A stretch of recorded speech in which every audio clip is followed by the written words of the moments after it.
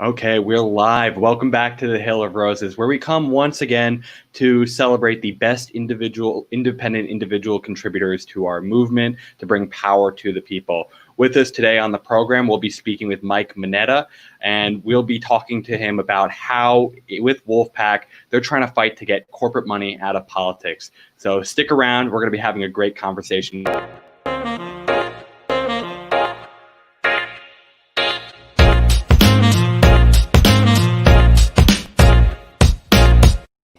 Okay, we are here with Mike Mineta. Mike, welcome to the program. Hey, John. Thanks for having me. I'm very glad to be able to meet you. I really appreciate the work you guys are doing with Wolfpack and trying to fight to get corporate money out of our politics. That's one of the biggest initiatives we have here at the Hill of Roses, is trying to empower people both economically as well as democratically. And so I'd love for you to be able to give just a brief intro to the people out there that don't know Wolfpack well. What is the goal of Wolfpack, and how did it get started, as well as your involvement in it? Sure. Yes, we have at Wolfpack, we have only one goal, and that is an amendment to the U.S. Constitution that will fix our broken campaign finance system so that we can finally have a government that works for us. I think most people at this point understand that the corruption happening in D.C. Is a disaster, and it affects all of us in really, really negative ways. So we're at a point where we feel we absolutely have to go for an amendment, right? And Wolfpack, there's only two ways to get an amendment. One is through Congress. They're obviously the source of the problem here. The other way is you can go through the states and get the states to apply for a convention. So 2/3 of Congress can propose an amendment, or 2/3 of the states can apply for a convention to be able to propose an amendment. And the most important thing to remember is that either way the amendment is proposed, through Congress or through the states, it still needs to be approved by 75% of our states afterwards. So both methods have the exact same safeguard of ratification. And Wolfpack was started by Cenk Uygur. You may know the host of the I do know Cenk. And he spent 3 years researching, how do we do this? And he found, really two things in that time. One was we need an amendment, and two, the majority of amendments actually have included a convention campaign from the states. So he founded Wolfpack, and I personally volunteered on day one. I was just working for the phone company, driving around in a bucket truck, splicing fiber optic cables together, and, was listening to a lot of independent media at the time, actually. And just kept realizing how ridiculous this is, how bad it is, and I didn't necessarily want to get involved in politics. I have other hobbies I could be doing, but I think, like a lot of people probably listening to your show, and probably yourself, I think there's a point when you realize, just how bad it is, you kind of have to take action at that point, right? Because otherwise, we're not headed in a very good direction. So for me, it was, the plan really made sense. When I heard about it on day one, I volunteered that day. And, it's just been an amazing experience. I've met lots of great people. I was heavily involved in the first state that passed, Vermont, and continued to be as we, went forward. And we got 5 states. So far, we've gotten 5 states to pass the Wolfpack resolution. So it's been quite a ride. We had some really, really good days, exciting wins in Wolfpack. The last couple of years have been a little bit of a struggle, which we can get into, but we're gonna get there. That's the bottom line, John. I know it because there are way too many people, like you said, that actually care about this issue, right? And it's a numbers thing, like for me, and it's a bit ironic because I hate math. Going back to high school and just school in general, it was always my least favorite thing. I just didn't like it. But with Wolfpack, it actually gives me a lot of hope, because think about how many Americans are in this country, right? Over 300 people in this country, 300 million people in this country, right? Yeah. And 9 out of 10 of us want this issue solved, see it as a serious issue, and want it solved. It's definitely not partisan. And that's one thing that we stress quite a bit at Wolfpack, is that not left or right. This is an American issue. This affects people. If you're more progressive leaning, you probably care about things like the environment, right? Is Congress going to fix that? Mm-hmm. I mean, come on, they're not. They're not doing anything to address it. Not right now, at least. Yeah. So, yeah, and if you're more conservative leaning, you likely really care about fiscal responsibility. Not happening, right? Not when they're giving away billions of our tax dollars to Wall Street or companies who don't even pay taxes, and in some cases. So it's out of control. DC is a mess, and an amendment to the U.S. Constitution that actually fixes our broken campaign finance system, it's not going to be a silver bullet at all. There'll be plenty of other things to fix, but it is definitely the first thing. I mean, in our view, it is the first thing we need to fix before we can do all of those other things, and start really fixing our country. So, I guess that's it in a nutshell. Yeah, no, I think that makes a lot of sense. And you're right. I think a lot of people don't want to have to be political, but they see so many issues happening that they felt drawn into the process. I mean, it might be a little bit different. Maybe I'm a masochist, but I find politics to be fun. The understanding of how we have all these issues, how the world works, and how we can go about changing it. I'd love for you to help us define kind of the issue. I think when we talk corporate money, for a lot of people, the definition of how big corporate money is defined as can go from just super PACs to PACs to large dollar donors. Can you help us understand what you at Wolfpack define as corporate money that you're trying to get out of our politics? Yeah. Thanks for bringing that up, because for us, it's pretty much all big money out of politics. And, it's not just corporate, it's union money. It's all, it's really special interest. So we see it as the, big money and special interest right now essentially have a grip, right, on our elected officials. And it's really bad in DC. The state governments are a lot, and they're not perfect, but it's a lot better, right? So for us, one of the reasons we're able to be truly nonpartisan is because we're not dictating what the amendment has to say. Okay. And so what we're doing is we're saying, in our legislation, it says we're calling a convention to address this issue, campaign finance reform, Citizens United and related cases. And what's likely going to happen is if we can get 10, 15, 20, 25 states, 30 states, right? Again, we need 34 to actually get a convention on this topic. But if we can build the momentum, right, and states just one by one just keep applying for a convention, it's going to put a lot of pressure on Congress. So it's a really good way to hold them accountable on this issue, right? And what will likely happen is they will propose an amendment themselves. All right. So for our perspective is the states could write a much better amendment. Sure. It would be a really democratic process, healthy for our country. We were supposed to have two ways to propose amendments. Congress has essentially, monopolized it. But that's because whenever, when we've gotten close in the past, they've proposed the amendment themselves. So that's the likely scenario. And what will that amendment do? Again, we're not dictating it, but it's likely that something made like the UL amendment, which simply says, states have the right, Congress and the states have the right to regulate campaigns how they see fit. Sure. Now, that would be a good step, in the right direction, because right now they can't. Montana is a really good example. I don't know if you know that story, but Montana had 100 years of common sense campaign finance laws in that state. They were one of the first affected by really overt corruption back in the 1800s, right? And when Citizens United and some of these other Supreme Court cases started to happen, it allowed these super PACs and dark money to be funneled into their state, and they didn't like it. So they took it all the way to their Supreme Court, and they essentially, paraphrasing obviously, but they said, we don't want to abide by these court cases. We like our laws, and they've worked very well for us here in Montana for a very long time. And the Supreme Court just threw it out. They said they wouldn't even hear it. They just said, no, we've already ruled on this. So that goes back to, again, why you need an amendment, right? So there are plenty of people who, would go a lot further with that amendment, right? But, for us, we don't see it as our place to dictate what that amendment has to say. We think that the process as it's written in the Constitution is pretty clear. Congress can propose it, or the states can come together to propose an amendment. So that's what needs to happen here.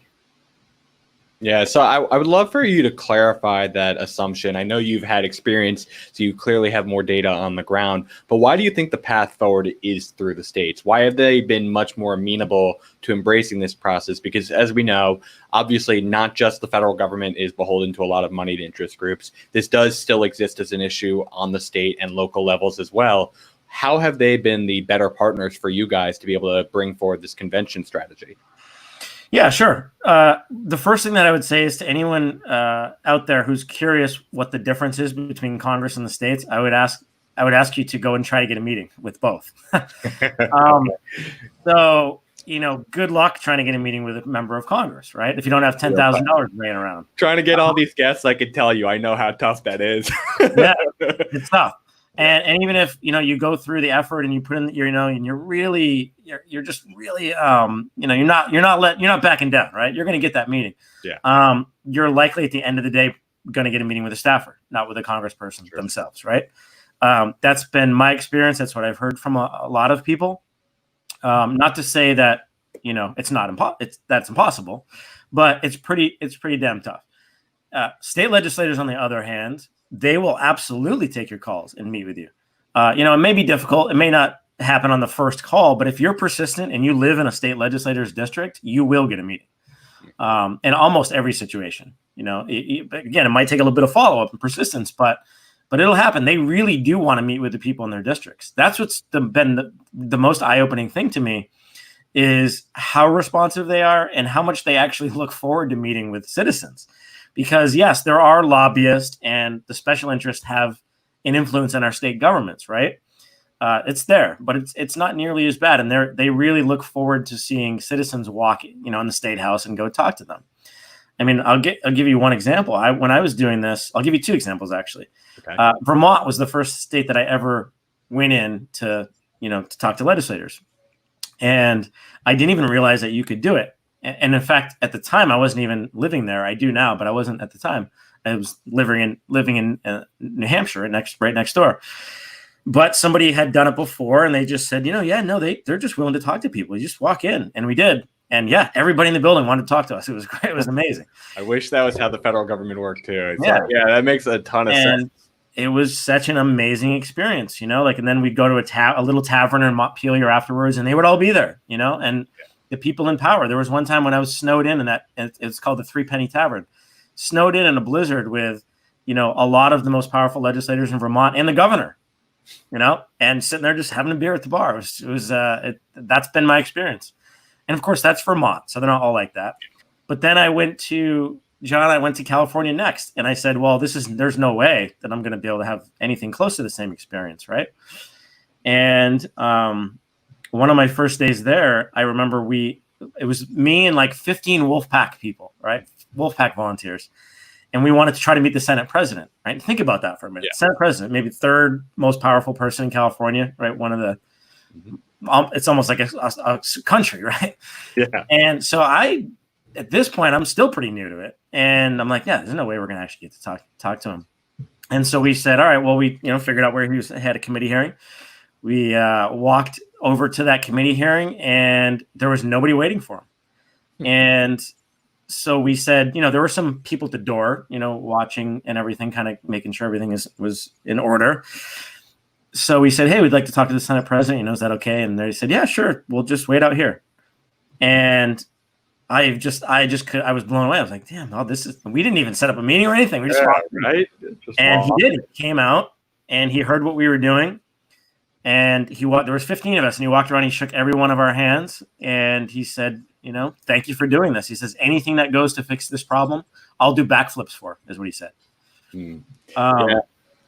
So I wanted to just clarify there for people, these people are having even more representation than often the people on the federal level, especially when it comes to California. They represent around 200,000 more people than the average congressperson does. So It's totally possible. I'd love to clarify with you, in your opinion, what do you think is the biggest barrier for people participating more with their state governments? Because when we look at like voter turnout rates for these state races compared to a lot of these federal races, we are not seeing nearly the level of participation. What do you think needs to be done for us to get more people engaged working with these state representatives? Really good question. I think the number one thing stopping people is the fact that they just don't know you can do it.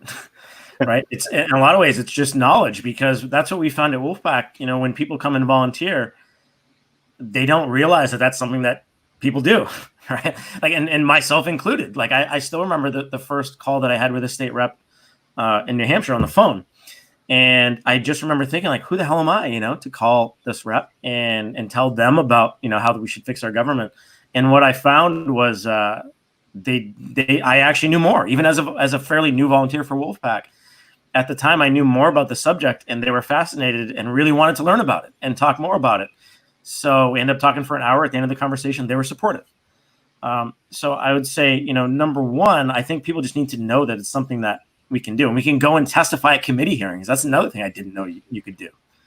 So that's a really, from my experience watching volunteers, it's very fulfilling, and just once you see somebody do that, go through that process, people are a little intimidated at first, but one of the things we do is we make sure people are comfortable and we train them. And once they do it for the first time, whether it's on the phone or even if it's through email, have a conversation with a representative, they're usually pretty hooked. Like, wow, okay, yeah, this is pretty cool. Like, they're actually listening to me, and I maybe I can make a difference here. That's one. So I think that's the biggest hurdle. But the second hurdle is probably just the apathy that is a challenge for every group, not just Wolfpack, right? Yeah. And people running for office, like, people just don't want to participate anymore.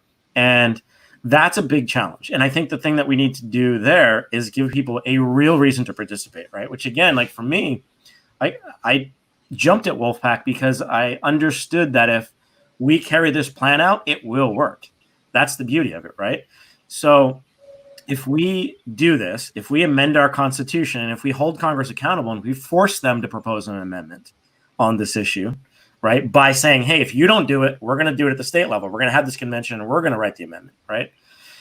If we actually pursue this and state governments continue to pass these applications, we're going to be able to get that amendment. It's going to happen. It's not absolutely not a matter of if. It is a matter of when.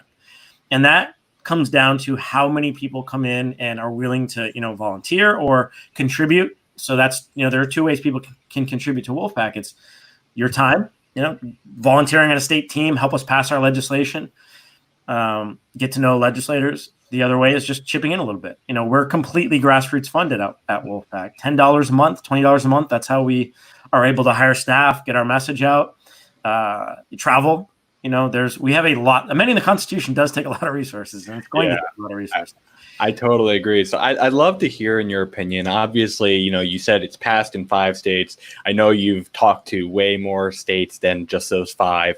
What have been some of the biggest barriers you guys have been running into, or excuses that some of these state representatives are making to not come on board yet? Mm-hmm. Another good question. I'll give you one that's an old excuse that they don't use anymore, and then I'll give you the current one. Okay. And the old one that they used to say, particularly people on the Democratic side, would be, when we say, hey, let's do this, let's pass an application to call a convention on campaign finance reform. Yeah. They used to say, no, and this is when they thought Hillary Clinton was going to be the next president. No, or even Obama, right? If you can go back far enough. Oh, no, that's not true. No, it was the second time. It was Hillary. Okay. When they thought Hillary was going to be the next president, they said, no, she'll do it. She'll nominate a Supreme Court justice, and they're going to fix everything. So we don't need to take this action. And that was, fairly common. How often do they go back and just fix it as a judge anyway? That just doesn't happen. It has to be a new case to come forward. Yeah, and more than that, it's actually not doing anything. And that's what I used to say to them. I was like, okay, well, that's fine. If you think the Supreme, that Hillary's going to solve it, then you can think that. Yeah. But that's not doing anything. That's just kicking the can, down the road, passing it off to somebody else, right? That's not taking action.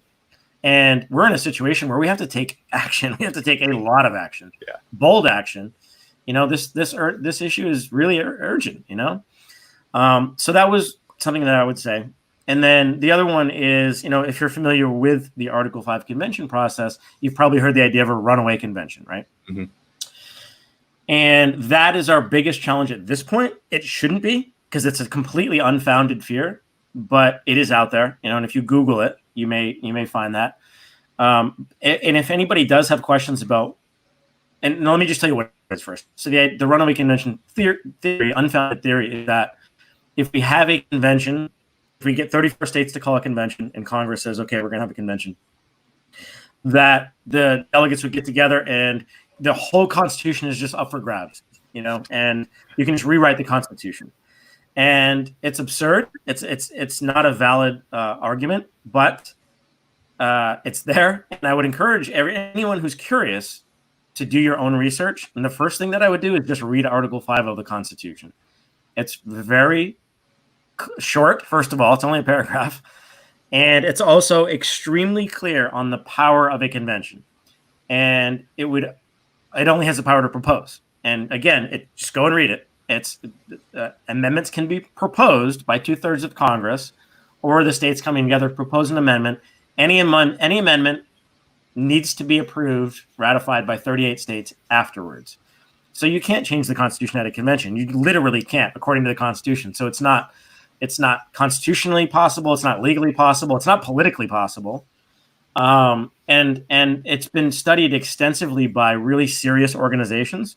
So if you really want to dive in and you like history and this kind of thing, you can go to our website. It's wolf-pac.com, wolf-pac.com.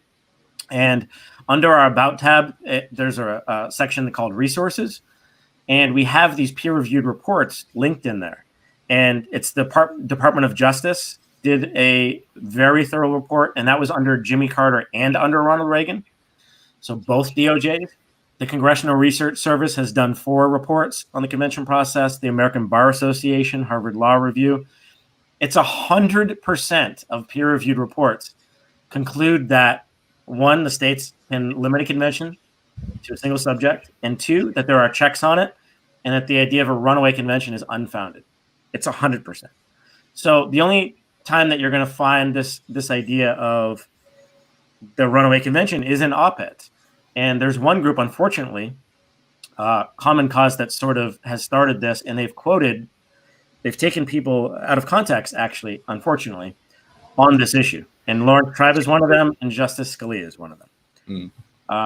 And so we're fighting a propaganda war. There's no other way to say it. And I hope that they'll come around. That's the first, I will say that. They do good work, and I would love to be able to work with them and, not be fighting each other on this, because the battle is way too big right now, for us to be fighting each other's strategies. And that's what we have at Wolfpack. It's a strategy, and a plan to get this amendment either through Congress or the states. So first of all, just to simply say, no, I'm going to put all my trust in Congress. Yeah, that's not a great plan. I hope they do it, because, I'd love to go on to fixing other things. That's the beauty of Wolfpack, and what I've loved about it from day one is that we want to put ourselves out of business so badly. I love that philosophy, because, frankly, it doesn't materially change people's lives, other than actually, I think, the trust factor. I think that's a big thing that we've seen in terms of the stress of our mental lives. It's just we feel like we're yelling into the void, and our process is not representing the will of the people. So building that trust up can have a material effect, but otherwise there's so many other issues we have to get to. The last question I would love to ask you, Mike, is, the mission of Wolfpack is to be able to get money out of politics. I'd love to know if you also would favor getting good money into politics with ideas like, democracy dollars or small dollar vouchers to the people, public financing of elections, matching funds. Is that something that your organization is also willing to embrace, or is it more focused on the getting bad money out of politics solely? Yeah, no, that's the conversation that we're forcing, right? So what are those solutions? That's exactly what a convention would be. It would be an opportunity to discuss those options. And that's what we are trying to provide, right? So I've heard a lot of good options. I could give you some from people that are more conservative, and some that are more progressive. And if you talk about a system of citizen funded elections, there are democracy dollars, like you said. There are systems that like Connecticut, a state legislator was telling me about this. Definitely don't quote me on it, because it was one conversation I had a few years ago. But you're saying their system, and Connecticut actually has a lot of really good state legislators. So I don't know if it's a coincidence, but at this point been in a lot of state houses, and it's just a really good place to be. And so I think that their system is working in a lot of ways. But what they do is they have to raise a certain amount of money in their district and get a certain number of signatures.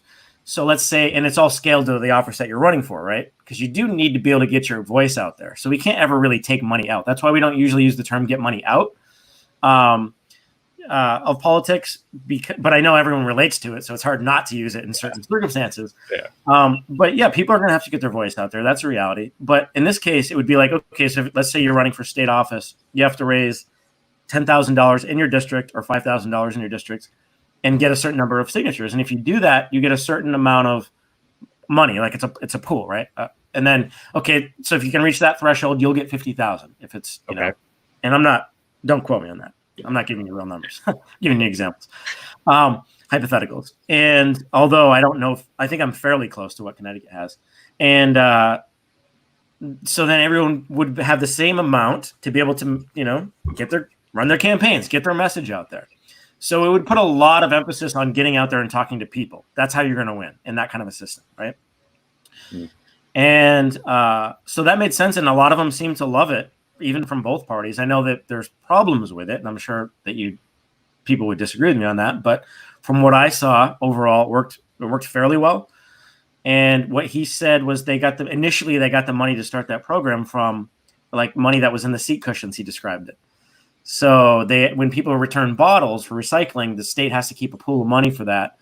And over the years, people just didn't return enough, so it was just sitting there. So that's what they used initially. I don't know what they use now, but that's what they used to get it going. So, so that's one, right, possible solution. And then there was one Republican senator who actually agreed with Citizens United. And this is the beauty about Wolfpack's plan, and why we're able to have Republican sponsors and Democratic sponsors, and why we've been able to demonstrate really strong bipartisan support. He said, you know, look, I think that money is speech, essentially. I think that corporations should be able to give unlimited amounts of money to my campaign, but they should have to exist within my district. They should be local companies. Okay, that's interesting. So he had like a voter donor rule, he called it. If you can't vote for me, you shouldn't be able to donate to me. Right. So I kind of like that a little bit. I don't know about the corporation side, but the idea of to get your money from the people who are going to vote for you. That's right. And so he hates the idea that super PACs can funnel money from who knows where, right? Out of state, out of the country at this point. It's really headed in a bad direction. So he understood that fully. So for that reason, even though he agreed with Citizens United for the most part, he championed our legislation actually and helped us get it through. So yeah, I mean, there's a lot I guess my point is that there's a lot of really good ideas. What we need to do is have that conversation, and we need to have that conversation somewhere where we can actually produce something, you know, so Congress could have it. But I mean, it's tough for them, right? So in a lot of ways, they're trapped in that system. If they start railing against, you know, money in politics or whatever, their campaigns could dry up from certain organizations, right? And special interests. So they're in a tough spot. And you always see, I always use this example because it just stands out to me, you know, over the last few years in this movement, when Congress people you watch when they step down, when they retire, you will see a decent amount of them write articles, write books, go on 60 Minutes, talk about how they loved representing the people, but they despised raising that much money. They describe it as fundraising. Yeah, they're not doing a job. They're a permanent fundraiser for the most part. But, you know, Mike, I really appreciate you coming on to be able to talk about this today. One of the things that I truly love about the way you guys are organizing is that there's a level of flexibility, that there are multiple solutions that can be brought to the table, but there's also a gravitas where we have to take it to a structural reform level to make a full-on amendment. So that this isn't just a one administration or one Congress passes a law and then it gets repealed and we're all back to it again. We want to make a substantive change going forward and making it so they'll have to build a corrupt wolf pack to try and repeal it and get another constitutional process going. Damn right. Yeah. No, that's right. I'd love to hear your opinion, Mike. You know, you alluded to this a little bit beforehand of how people support Wolfpack, either volunteering or contributing. But can you let the people out there know how that they could volunteer and where, again, they can go to try and get involved? Yeah, you can just go to our website. It's wolf-pac.com. And you'll all the links there. You can sign up for our newsletter if you don't want to do either, just to stay updated. But you can become a member. If you're a member of $10 or more, we'll send you a free T-shirt, free exclusive members only T-shirt, and we send you a behind the scenes newsletter of like our state teams in action. And actually, there's a feature documentary film being made about Wolfpack right now. So we'll send you behind the scenes footage of like those interviews. That's pretty interesting. But of course, we can always use contributions, as well if you don't want to be a member. And something to look for: we do a workshop once a year where we get our volunteers together. It's an amazing experience. Our plan is the best part about our organization, in my opinion. But our volunteers and our culture is a very close second, right? Yeah. It's really a really good group of people at Wolfpack, and so we get together once a year. And the first one was in Chicago. The second one was in Salt Lake City. The third one was in Texas just now, this past year. And this year, because of the pandemic, we're going to be doing it virtually. And it's going to be at the end of September, and it's going to be amazing. I mean, we're still planning it, so I can't really give you any of the details, but there's some really cool stuff happening. And you can sign up and RSVP for different events throughout the whole weekend. There's going to be like, karaoke, on Saturday night. Some of our volunteers love to do that. There's going to be like a political corruption, Pictionary. And there's going to be some pretty big names playing that, actually, to make it interesting. Again, I don't want to give any of that away, but if you go to our website and sign up for our newsletter, you'll get all those updates. So okay, great. Well, I hope everyone takes that advice. Please visit their website at wolf-pac.com. And Mike, thank you so much for being here today. We really appreciated having you on and being able to tell us, we've all been fighting for this cause of how do you get money out of politics, but how do you tactically do it? I think was something that a lot of us got to learn today because you came on. So thank you for that. You bet. Anytime. Okay. Thanks well, we look forward to working with you in the future. Have the best of luck in the rest of your days and journey ahead. All right. Thanks, man. You too. So, guys, I'm so thankful that we had that conversation with Mike. I just wanted to give you a couple of programming details as we wrap up here. Right now, we have had many an interview with congressional candidates, as you saw from our conversation with Shahid Buttar. But tomorrow, we're going to be bringing it back to our contributors.